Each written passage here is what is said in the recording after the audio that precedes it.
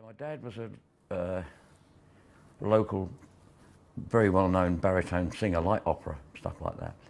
That's why he put me to piano, and in his mind I was going to go on gigs with him and play with him. It didn't happen, but rock and roll was happening. I was listening to that, so I was brought into that direction. And in this town, hundreds of bands sprung up like all around the country, and that was inspired by American music.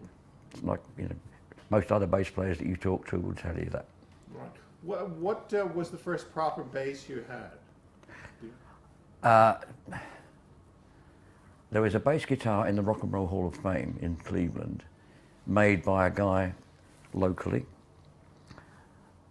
The first one he ever made was for me, and I've got a picture somewhere of me playing it.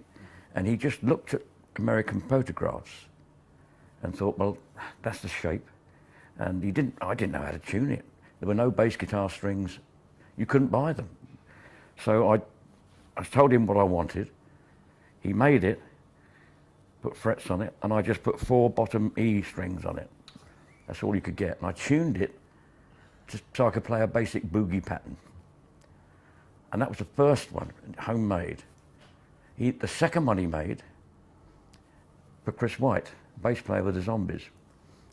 And that was better, much better. He learnt from playing the first one. So Chris used that on She's Not There, the first recording sessions, a homemade local bass. And it's in the Rock and Roll Hall of Fame now, next to Rod's Pianette, Honer Pianette, that he wrote She's Not There on and is on the record. So a local history-making luthier.